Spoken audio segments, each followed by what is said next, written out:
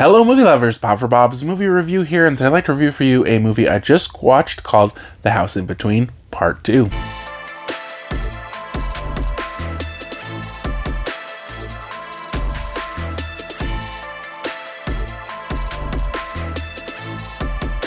I was provided a streaming link to watch this by Gravitas Ventures. If you guys have a chance to check it out, let me know your thoughts in the comment section below. I'll include more information with the links. First one down in the description. So I had reviewed The House in Between Part 1 when it came out. I don't remember when it was. Seems like maybe a couple years ago now. And it was about this house and Steve Gonsalves.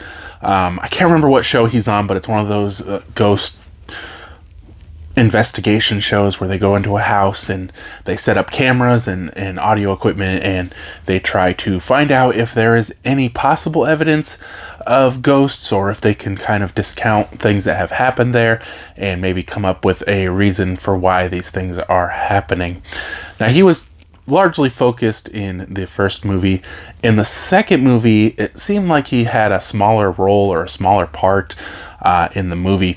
Now in this part 2, it is kind of more just investigating, although like a lot less structured, and it seems kind of more all over the place. And I don't know if this is like actually they recorded more footage or possibly just during the same investigation they had more stuff. I'm not really sure because it's not like a whole new investigation. So they kind of start out with like stuff that's happening, lights turning on, balls and dolls and stuff being pushed down the stairs and kind of the activity people see, and they bring out some different kind of investigators and scientists and try to just come up with explanations of what can be causing this. And kind of one of the most interesting ones I found was they brought in a guy, I can't remember what they called him, but he brought out a like a radar or something, ground penetrating radar, and he kind of went all over the property with it.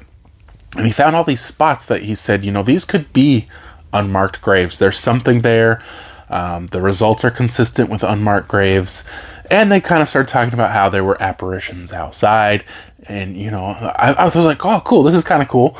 You know, maybe these are people who have been buried there. I feel like, you know, when they do these kind of investigations or just throughout the history of ghosts or whatever, there's not like something they believe and they prove it. There's something they think and they come up with excuses for why it's possible. Like they're like, oh, they attach themselves to the house and that's why they stay in the house, or you know, they went through some traumatic death and they need to solve something, you know, trying to explain reasons why there could be the possibility of ghosts. And you know, it does kind of follow along with that. Maybe there's something that happened. They brought in multiple psychics as well who described these kind of tragic events and things that happened. And you know, I thought that was kind of cool. I was like, yeah, that's an explanation, you know, maybe not a necessarily plausible one or whatever, but that's an explanation.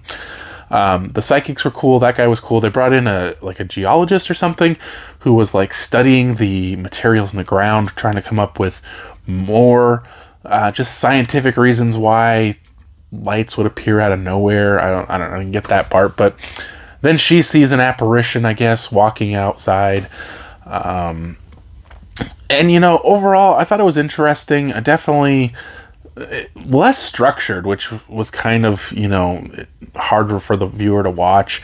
It just seemed to kind of be all these random things they were testing and just kind of all put together because at different points there's different investigators. Like I said, Steve Gonsalves, you know, he isn't there the whole time, and so it's not really his investigation, it seems like. I don't know, I was just kind of confused on that part.